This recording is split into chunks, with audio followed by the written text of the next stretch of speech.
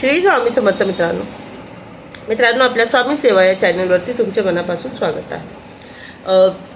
चला आज आपण स्वामी सेवा या विषयावरती थोडंसं बोलूया। स्वामी सेवा नाही मित्रांनो, थोडक्यात देवपूजा, भक्ती, आराधना याच्यावरती आपण आज थोडंसं बोलूया। जगामध्ये खूप वेगवेगळ्या विचारांचे, वेगवेगळ्या प्रकारचे लोक आपण सगळे जोडलेले आहोत एकमेकांशी।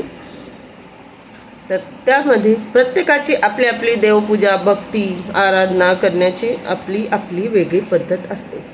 तर यातच मी थोडक्यात पूजा, भक्ती याच्यावरती मला थोडंसं आज बोलायचं आहे। आता पूजा आणि भक्ती याची व्याख्या प्रत्येकाच्या दृष्टीने वेगवेगळी असेल, पण मी माझे विचार मांडणार आहे फक्त। यात जर माझं काही चुकलं तर प्लीज सॉरी त्याबद्दल आधीच।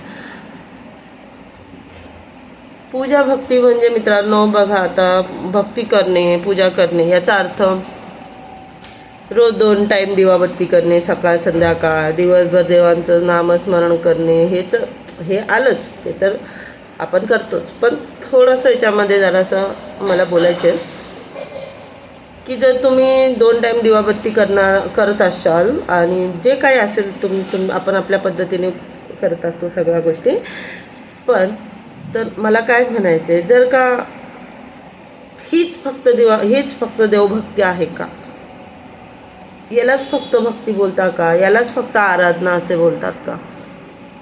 दररोज पूजापाठ करणं, सकाळी संध्याकाळ दिवसभर नामस्मरण करा, मंत्र वगैरे हे ते, हो ही तर आहेच पूजापाठ, पण थोडासा वेगळा विषय पण आहे त्याच्यामध्ये। जर का हीच म्हणजे देवाबत्ती आणि पूजापाठ हेच एवढंच नाही, पूजापाठ, भक्ती, आराधना हे एवढीच सीमित नाही आहे मित्रांनो।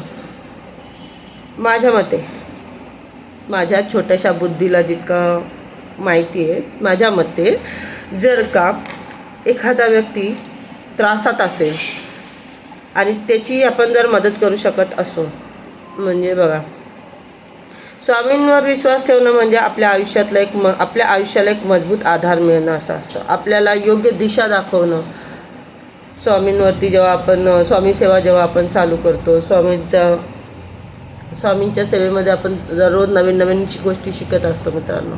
तर माझ्या स्वामी सेवाच्या प्रवासात थोडंसं मला जे ज्ञान मिळाले, तर त्या ज्ञानाच्या हिशोबाने मला असं वाटतं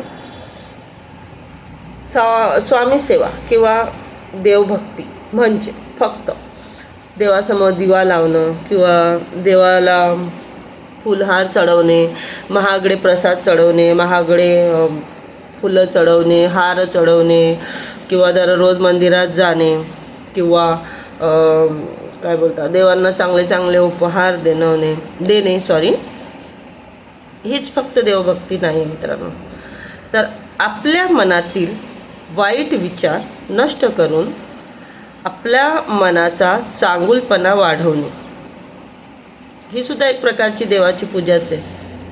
म्हणजे कसं, जरी तुम्ही दररोज पूजापाठ करत असाल, खूप चांगली गोष्ट आहे, हे चांगलंच आहे म्हणा, पण जर का एखाद्या वेळी आपण जर एखाद्या गरजवंताला मदत केली, एखादा त्रासात आहे, तो आपल्यापर्यंत आला आहे, एखाद्या अपेक्षेने आला आहे, आणि जर तुम्ही करू शकता समोरच्याची मदत आणि जर तुम्ही केली, तर ती सुद्धा एक प्रकारची देवाची पूजा।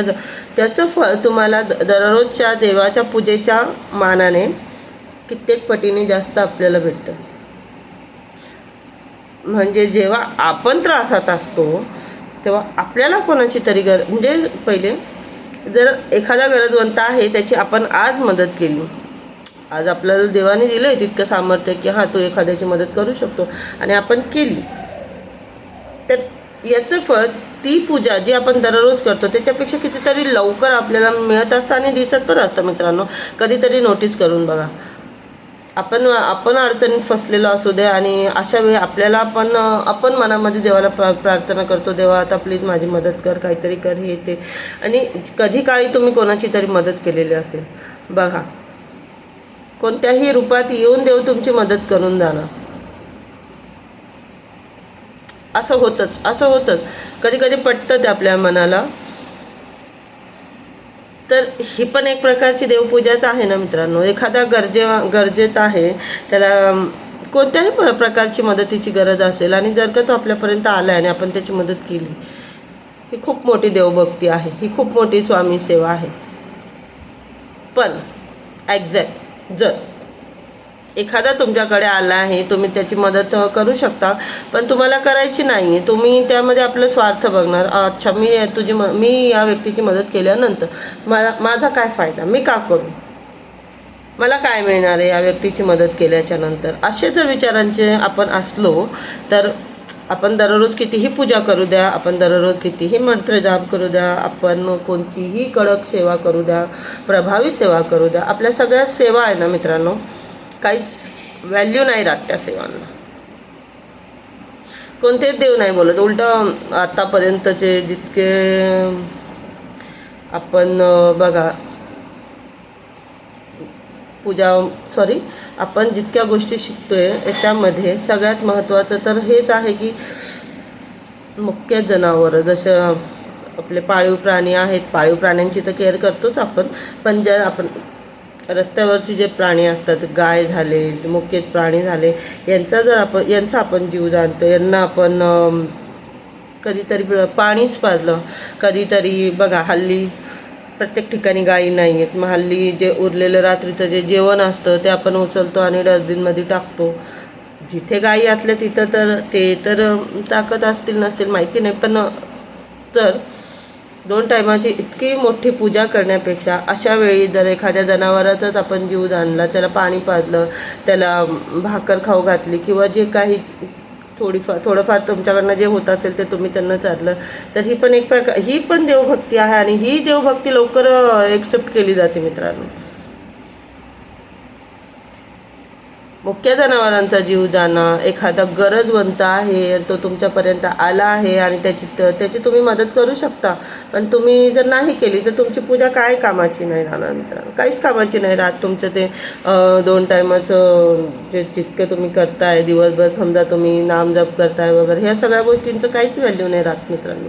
म्हणजे जितकं मी आतापर्यंत शिकत चालली आहे दिवसेंदिवस, त्या मानाने तरी म्हणजे मला हे वाटतं. स्वामींच्या मूर्तीसमोर बोला किंवा देवांच्या मूर्तीसमोर बोला, ज्या दिवशी आपण नैवेद्य ठेवतो, आपल्याला नैवेद्य दाखवायचा असतो, त्या दिवशी आपण आपल्या ताटामध्ये किती सुंदर सुंदर असे पदार्थ आपण बनवतो, ताटामध्ये ताट सुंदर सजवतो, स्वामींसमोर ठेवतो नैवेद्य स्वामींना खाण्यासाठी. पण स्वामी येऊन ते खाताना आपल्याला कधी दिसतं का मित्रांनो? नाही ना. याच बदल्यात जर एखादा रस्त्यावरती बोला किंवा बहुतेक वेळा दारावरती सुद्धा येतात जेवण मागणारे, आपल्या घरामध्ये आपण देवाच्या ताटामध्ये इतकं सगळं पदार्थ सजवून देवासमोर ठेवतो, तर देव आपल्याला कधीच येऊन खाताना दिसत नाही. पण जर त्याच वेळी जर आपल्या दारावरती जर कोणी आलं आणि आपण त्याला झिडकारून लावलं, तर देव तो भोग एक्सेप्ट करेल का, जो आपण देवाऱ्यामध्ये लावला आहे, देवघरात ठेवला आहे? थोडक्यात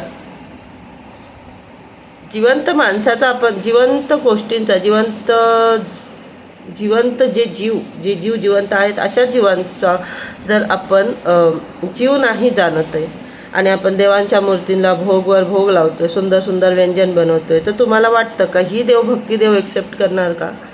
ही भक्ती स्वामी एक्सेप्ट करतील का? असा भोग स्वामी एक्सेप्ट करतील का?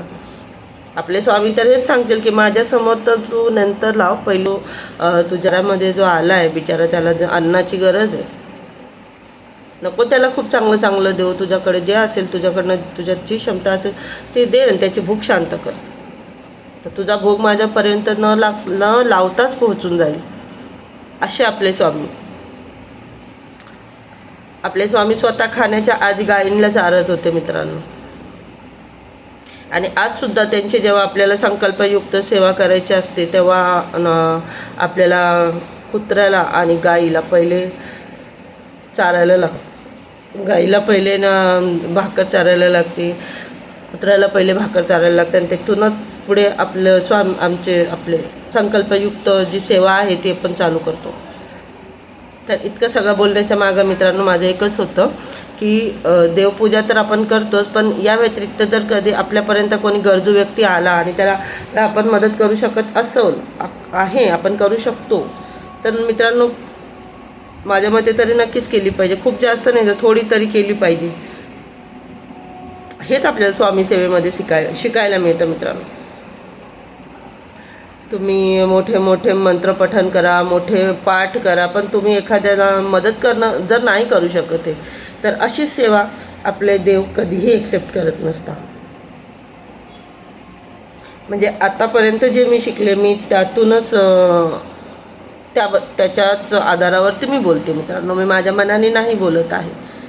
तर आजसाठी फक्त इतकंच. भेटूया पुढच्या व्हिडिओ. श्री स्वामी.